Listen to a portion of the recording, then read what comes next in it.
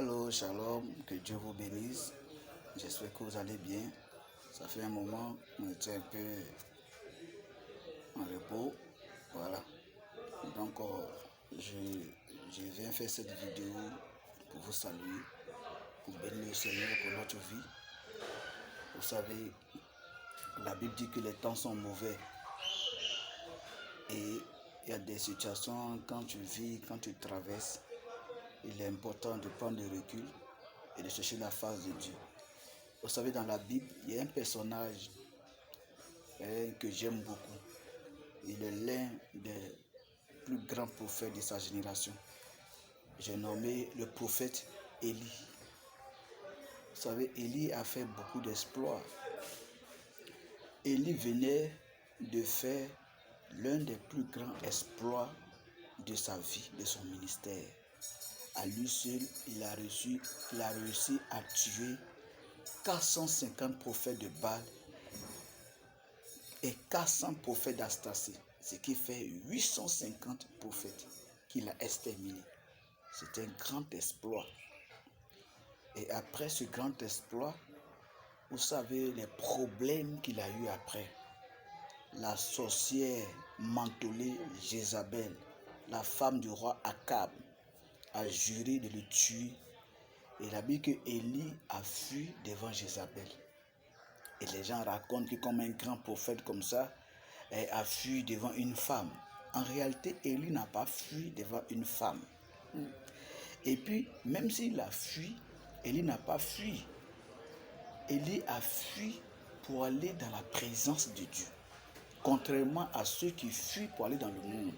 Contrairement à ceux qui fuient pour aller adorer le diable. Et puis, la fuite d'Élie n'est pas une fuite comme les autres. C'est comme quand Joseph a fui la femme de Potiphar qui voulait sortir avec lui. Donc, Élie, en réalité, il ne voit pas Jézabel. Jézabel était une prêtresse.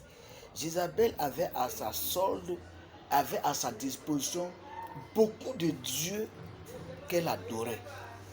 Donc, en fuyant Jézabel, il ne fuit pas une femme, mais il fuit tous les dieux de Jézabel qui avaient commencé à se lever contre lui. Et comme Élie savait qu'il adorait un grand Dieu, qu'il a donné la victoire sur 850 prophètes de Baal, donc en fait, il allait encore se ressourcer.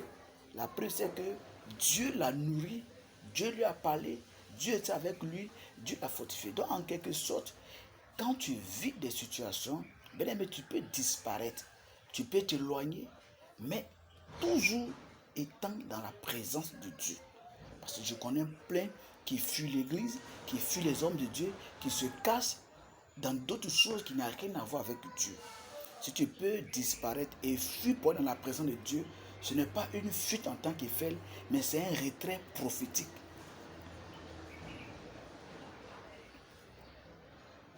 Donc, il y a tellement de choses qui se passent dans ce monde.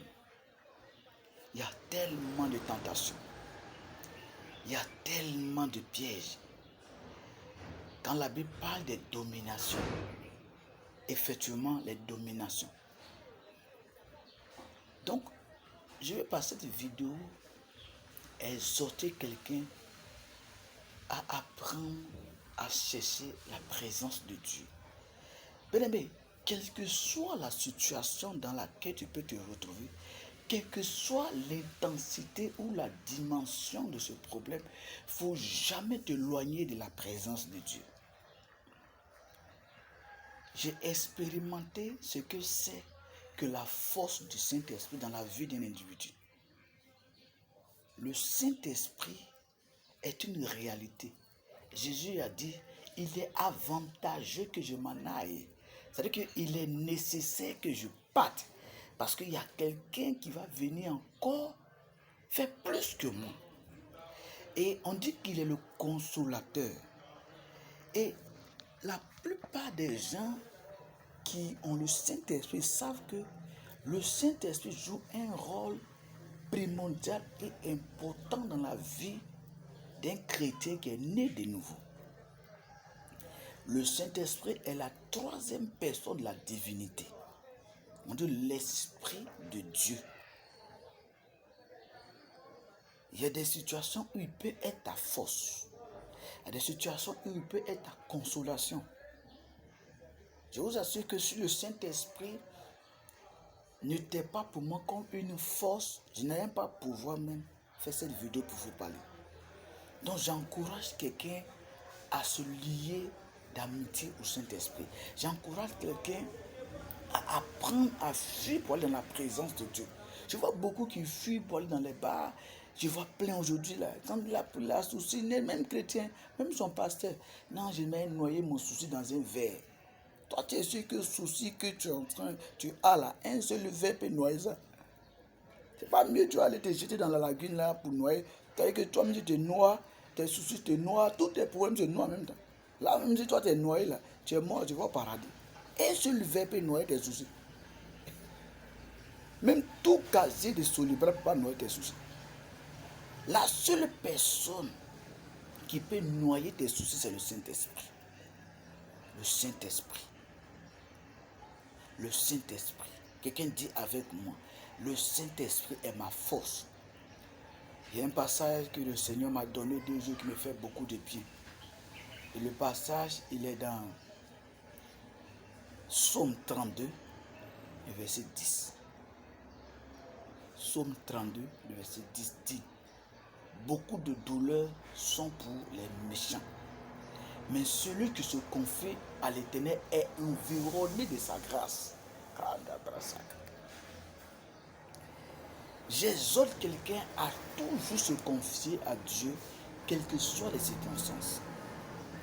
Parce que c'est le seul endroit à la présence de Dieu où tu peux ressortir, restaurer, renouveler, requinquer, regarder, redynamiser.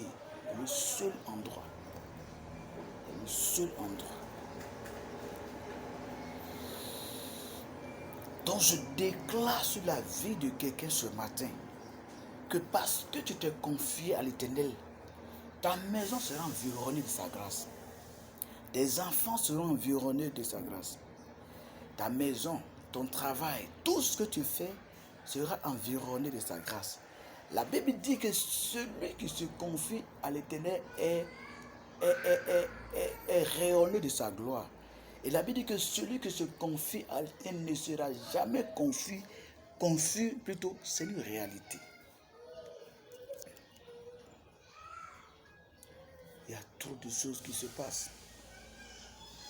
J'ai l'habitude de dire, quand il y a Dieu dedans là, il y a forcément Satan dehors. Quand il y a Dieu dedans, Satan est obligé de rester dehors. Quand il y a Dieu dans ton affaire, quand il y a Dieu dans ta vie, bien aimé, il faut dormir tranquille. Le problème de beaucoup de chrétiens qui fuient la présence de Dieu, c'est parce qu'ils manquent d'assurance. Ils ne connaissent pas leur réelle identité dans le Seigneur. Ils ne savent pas ce que c'est qu'être enfant de Dieu. Jean 1, verset 12 à 13 dit: à tous ceux qui l'ont reçu, à tous ceux qui croient en son nom, la parole de Dieu leur a donné le pouvoir de devenir enfants de Dieu. Devenir enfant de Dieu, c'est un pouvoir, c'est un pouvoir que Dieu te donne. C'est une force, c'est une puissance que Dieu te donne. De dépendre entièrement de lui. Être enfant de Dieu, c'est un pouvoir, c'est une capacité, c'est une puissance que tu as. De marcher, et cette puissance te permet de marcher sur toute la puissance de l'ennemi et rien ne pourra te nuire. Et j'aime encore ce passage qui est comme un équipement pour moi. Romains 8, verset 1. Pour ceux qui me connaissent, j'ai des versets que j'appelle des équipements. Romains 8, 1 dit: il n'y a donc maintenant aucune condamnation pour ceux qui sont en Jésus. On n'a pas dit pour tous les chrétiens. On n'a pas dit pour tous ceux qui vont à l'église. On dit bien pour ceux qui sont en Jésus. Donc, bien aimé, quand tu es en Jésus Et Colossiens 3, verset 3 dit que ta vie est cachée en Christ et en Dieu. Tu ne peux pas être entièrement en Jésus et puis le diable va venir te distraire. Quand tu étais avec les autres, quand tu ne connaissais pas Dieu et que tu étais dans le monde, il ne t'a pas bouffé. C'est pas quand maintenant tu es en Christ qu'il va quitter venir te bouffer. Ça n'a pas de sens. La seule chose qu'il te faut, il y a deux choses qu'il te faut. La foi et puis l'assurance de ton salut. Paul a dit, tellement Paul était convaincu de sa foi, il voit la mort même comme un gain. Il voit tout ce qui est dans le monde comme la boue, parce qu'il a gagné ce qui était plus précieux dans ce monde. Jésus, le salut.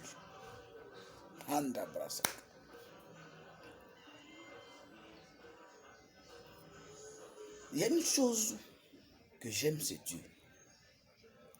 Souvent on dit Dieu n'agit pas, Dieu ne fait rien. En réalité, Dieu ne va jamais terminer. En fait, Dieu ne va jamais commencer à faire ce qui n'est pas sûr de terminer. Parce que son nom, c'est Alpha et Oméga. Donc quand tu vois que tu cries à lui et qu'il n'agit pas, mais c'est parce qu'il n'y a rien devant. Mais une fois Dieu a commencé, il faut être sûr qu'il va terminer. On dit le commencement et la fin. On ne parle même pas de ce qu'il y a entre le commencement et la fin. Il peut se passer beaucoup de choses. Tu peux rencontrer beaucoup de coupeurs de route. Sur le chemin de ta destinée que Dieu a tracé, tu peux rencontrer beaucoup de choses. Mais Proverbe 16, verset 7 dit, quand l'Éternel approuve la voie d'un homme, il dispose à son égard même le cœur de ses ennemis. S'il y a une chose dont tu dois être sûr sur le chemin de la destinée que Dieu a tracé pour toi, c'est l'assurance que Dieu est avec toi, l'approbation de Dieu, l'agrément. C'est-à-dire que le cachet de Dieu, si tu as ce cachet sur ta vie, c'est fini. C'est fini. Donc ce matin, je vais déclarer sur la vie de quelqu'un la grâce de Dieu. Que l'approbation de Dieu soit sur ta vie, soit sur tes enfants, soit sur tout ce que tu entreprends. Et que la maladie, les attaques, la société se loigne de toi. Et que la grâce de Dieu abonde sur ta vie. Je déclare que tout ce que l'Éternel a commencé dans ta vie va aboutir au nom de Jésus. Que tout esprit de non-accomplissement, tout esprit de manque d'aboutissement, tout ce qui est échec répété, tout ce qui est défaveur, désapprobation, est cassé, chassé au nom de Jésus. Merci et que Dieu vous bénisse. À nous revoir.